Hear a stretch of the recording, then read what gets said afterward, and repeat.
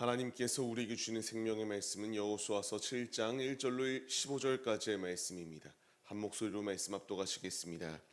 이스라엘 자손들이 온전히 바친 물건으로 말미암아 범죄하였으니 이는 유다 지파 세라의 증손 삽디의 손자 갈미의 아들 아간이 온전히 바친 물건을 가졌습니다.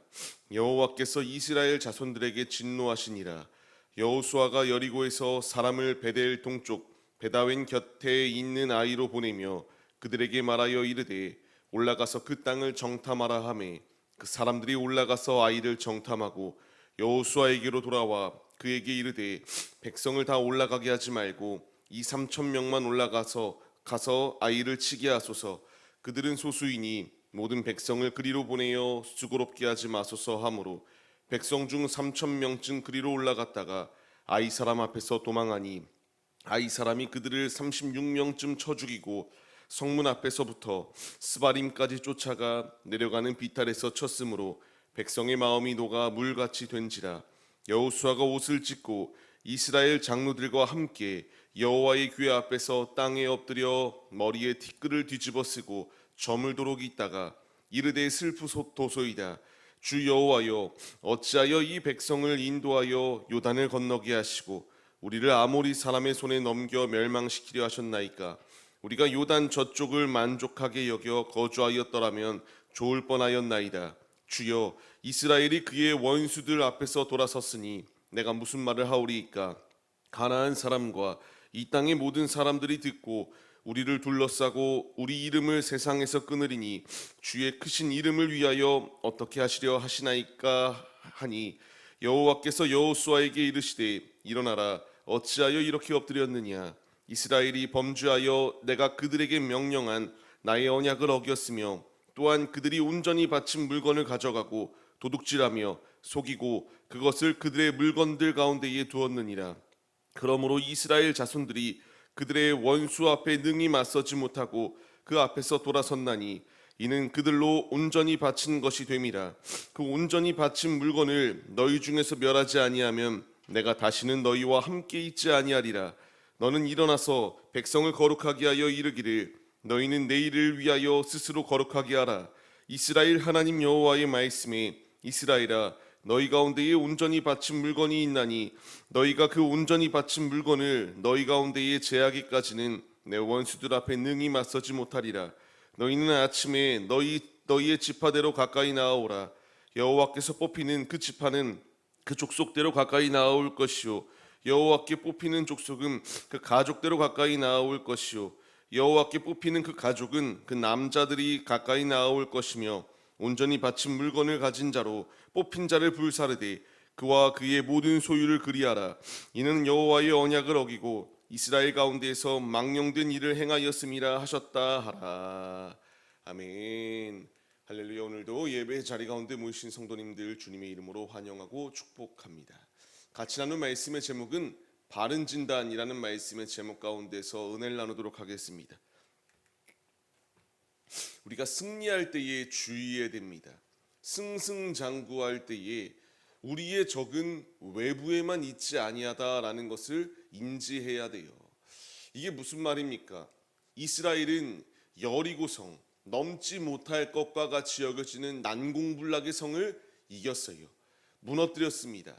이제 이 기세가 탔기 때문에 이들은 어떤 전투도 내 앞에서 두려울 것이 없는 상황이었습니다. 하지만 적은 우리가 너무나 잘 아는 것처럼 외부에 있지 아니하고 내부에 있음으로 말미암아 내부의 이 적이 그릇된 행동으로 인하여 공동체가 이와 같이 큰 패배를 맛볼 수밖에 없었다라는 것을 분명하게 말씀하세요. 우리는 대적이 꼭 외부에만 있다라고 생각하는 경우들이 있거든요. 하지만 내 마음의 탐심, 내 마음에 있는 시기와 질투, 이런 게 우리의 발목을 잡을 수 있다는 것을 우리가 바르게 인지해야 됩니다. 오늘 말씀을 보시면 무엇라 말씀하시나요? 하나님께서 이제 온전히 주 앞에 물건을 이와 같이 주님 앞에 드렸는데 이들이 범죄하였다라고 하나님께서 판단하셨습니다. 하나님께서 결국 이 악한 행동으로 인하여 아간이 행동한 이 범죄로 인하여 하나님께서 크게 진노하셨다라는 것을 분명하게 말씀하세요. 아간 한 사람이 훔쳤습니다. 이스라엘 전체가 범죄한 게 아니었어요. 하지만 하나님은 이스라엘 전체의 범죄로 바라보셨다라고 이렇게 말씀하시고 있습니다. 그 이유는 하나님의 언약 안에 하나로 묶인 언약의 공동체이기에 나 한 사람이 죄를 지어도 괜찮겠지가 아니라 이 죄가 공동의 죄로 이렇게 인지되었다라는 것을 주께서 분명히 말씀하세요. 이것이 주는 분명한 교훈은 무엇입니까? 우리는 이 말씀에 순종하여서 이 개인주의가 팽배한 시대잖아요. 내가 하는 건 내가 그냥 책임지면 된다.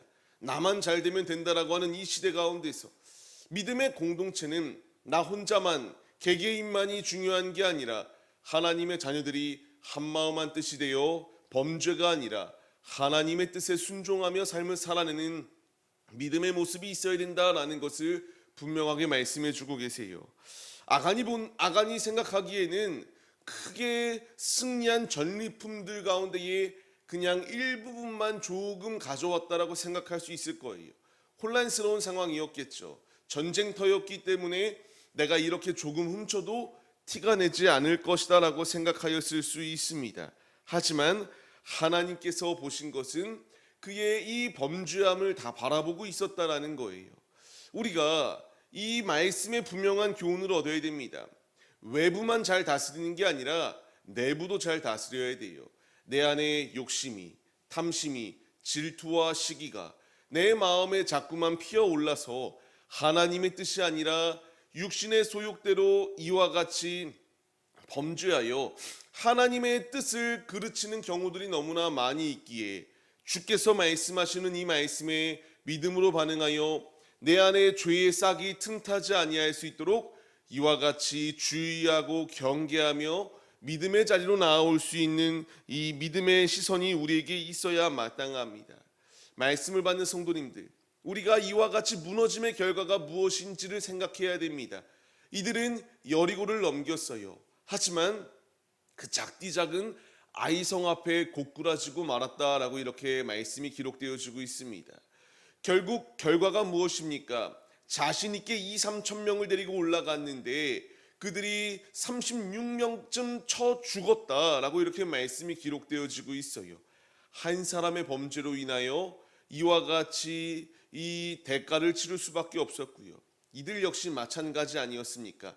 아이성, 그 앞에 작디 작은 성, 정탐해 보니 2-3천 명으로도 충분히 자신들이 이길 수 있다라고 생각했어요. 교만한 마음이 있었고요. 내가 이 정도는 된다라고 하는 마음이 있었습니다. 하지만 여리고성을 무너뜨린 것은 자신들의 스펙이 아니었잖아요. 전적인 하나님의 역사심이었습니다. 이것을 깨닫지 못하고 자신들이 할 수 있다라는 자신감을 가지고 올라갔으나 결과는 36명쯤 죽음을 당하는 비참한 패배를 맞이하였고 마음이 녹아버렸다라고 이렇게 말씀이 기록되어지고 있습니다. 오늘 말씀을 통하여 얻어야 될 교훈은 너무나 명확합니다. 훔치는 자리 가운데에 외부에만 적이 있는 게 아니라 내부에도 적이 있다.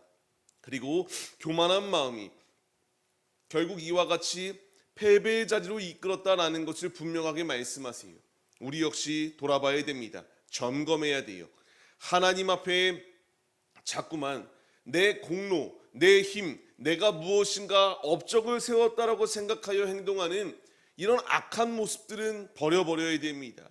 아간이 이와 같이 행동하였을 때에 하나님께서 이들에게 결국 돌이키라고 이렇게 말씀하시잖아요. 한 사람의 범죄를 묵인하고 용인하셨던 것이 아니라 불살라버리라고까지 말씀하실 정도로 강하게 죄가 번지지 아니할 수 있도록 말씀을 더하 주셨던 것을 분명하게 보여주고 있습니다. 믿음은 큰 문제 가운데서만 주님을 찾는 게 아니에요. 아이성과 같이 작은 문제가 놓여 있을 때에도 하나님을 찾아야 됩니다. 하나님을 찾지 아니한 결과물은 이들이 명확하게 패배하였다, 도망하였다라고 말씀이 기록되어지고 있습니다. 문제의 승패는 나에게 달려있지 않습니다. 주님께 달려있어요. 그렇기에 이들이 패배를 맛보았을 때에 하나님 앞에 여호수아를 필두로 무릎 꿇고 부르짖기 시작합니다. 부르짖을 때에 하나님께서 이들에게 분명히 왜 이런 결과가 도출되어졌는가 바른 진단을 내릴 수 있도록 하나님께서 말씀해 주세요. 하나님의 말씀을 어겼다, 도둑질하였다. 그 결과가 바로 너희들이 패배할 수밖에 없는 결과이다라는 것을 분명히 보여주셨습니다. 이들은 이제 내일 이와 같이 이 민족들 가운데서, 지파 가운데서, 가정 가운데서 누가 이런 범죄를 행하였는가 색출해내겠다라고 이렇게 말하기 시작해요. 하나님이 원하시는 게 무엇일까요? 13절 말씀과 같이 거룩입니다. 백성들을 거룩하게 하라. 거룩하게 하는 것, 이렇게 거룩하게 하지 아니하면은 내가 너희와 함께하지 아니할 것이다. 내 원수 앞에서 능히 너희들이 승리하지 못할 것이다 라는 것을 분명히 말씀하세요. 우리는 말씀에 반응해야 됩니다. 주님이 나에게 원하시는 것은 거룩함의 자리예요. 일부분의 거룩함이 아니라 우리의 모든 부분이 주님 앞에 온전히 세워지고 거룩의 자리로 나오길 원하고 계세요. 아버지의 말씀에 불순종할 때에 주께서 엄중한 경고를 이들에게 더하시잖아요. 온전히 바친 것을 다시 돌려놓지 아니하면, 회개하지 아니하면, 너희들이 주의 뜻대로 삶을 살지 아니하면 내가 너희와 함께하지 아니할 것이다. 이 경고의 말씀을 우리의 마음에 새겨야 됩니다. 아버지께서 우리에게 바른 진단을 하라라고 말씀해 주고 계세요. 이제 바른 진단을 하여 내가 거룩하니 너희도 거룩하라.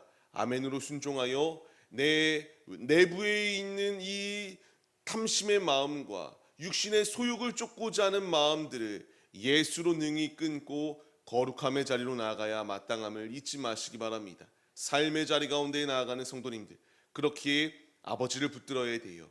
거룩함의 자리로 나아가 지금도 치열한 영적 전투 자리 가운데서 승리의 길은 주님께 달려있다. 내가 주 안에 속하여 주님 안에 승리하는 삶을 살아내게 하여 주옵소서라고 하는 거룩한 고백이 우리에게 있어야 함을 잊지 마시기 바랍니다. 복음은 죄를 숨겨도 된다라고 말하지 않아요.